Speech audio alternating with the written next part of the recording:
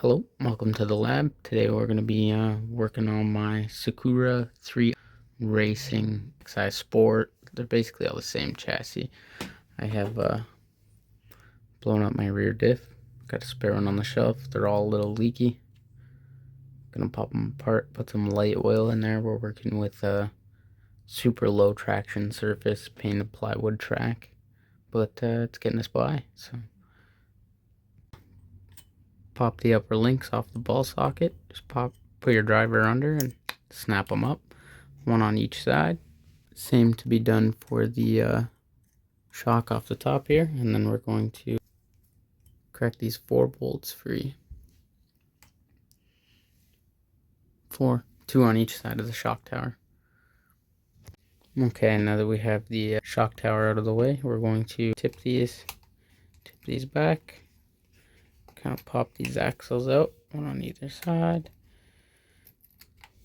Now that those are free and we have a little bit of access, I would probably say take the wheels off ahead of time, but I have a ball socket 1.5 mil driver that I'll be using to get these boys out of there.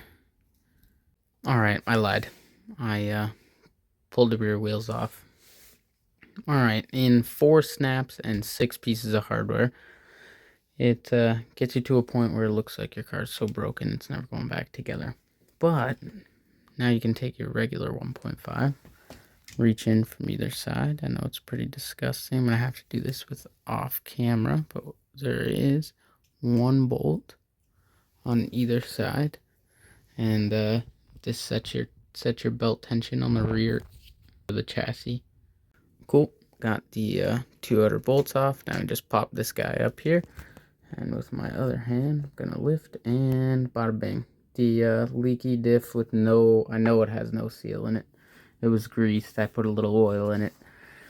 Make a little mixture. I'm trying some stuff on a terrible surface. While this is out, I'm gonna clean the car. I'm gonna pull some stuff off here. Get the bearings off. I don't think I have new ones. I don't think I really care.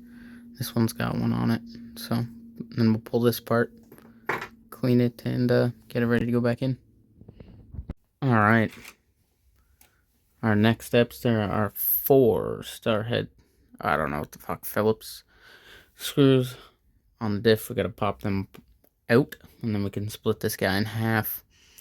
Don't over tighten these, because the last guy I did, and I got one that's roundy round, got it free, but I'm gonna have to nab some good hardware out of this diff to donate to this guy.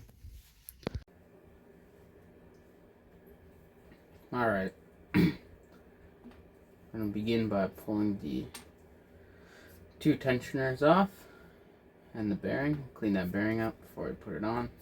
Some hair in there.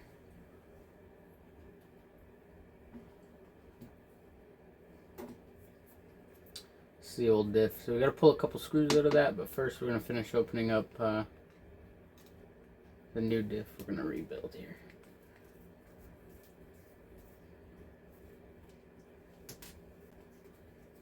I recommend cracking them all loose before you pull any of them out entirely.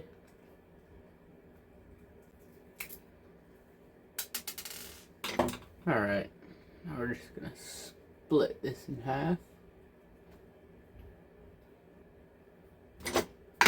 As you can see, there is no gasket in there, which is starting to pose me a few issues on the track. It started to leak, covered the car, the inside of the body has a line in it. Got my trusty parts here. Got a gasket and an O-ring kit.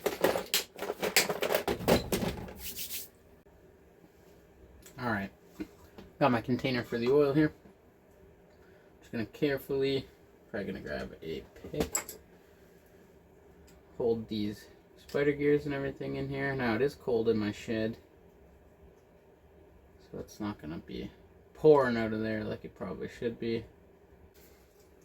Just give it a little assistance. That is scuzzy. It's almost like it's 12-year-old diff oil.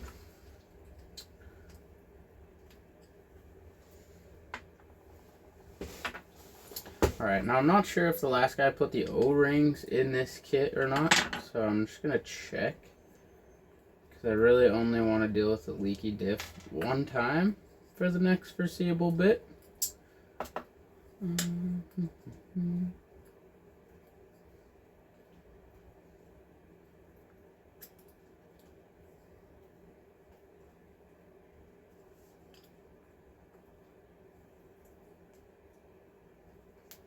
Yep, the O-ring indeed is on there. Just gonna push that back down.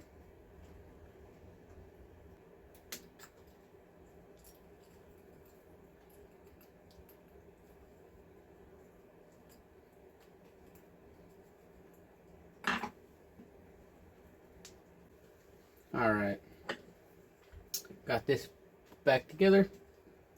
Want to pull out these spider ears. Make sure everything's nice and clean. Probably double check that the O-ring is in this side as well. Just for fun. Better safe than sad. Alright. After some major fudgery and going through a few more bolts, I got the diff back together. It's not leaking. No binding. Feels great. So probably clean it up, get it ready to go back in the car. Just the reverse process of what we've done. Clean everything up on the outside, slide the other bearing back on. After we clean it up, don't forget the shim. Shim's up. We'll be ready to party. Well, somehow I have lost the video of the reassembly of the back of the car. Just those 4 bolts. For the shock tower, snapping everything, the arms, the shocks back in, and then the 2 1.5mm bolts on either side. I have my belt tension set to the 4th hole from the top. It's nice and tight, everything's good. Front one's still nice. Well, I don't know if I'll include a running clip of the car at the track after, but it seems to be all good, no skipping. So it's a little cold out here, so it's grabbing, but warmed up at the track, it should be perfect.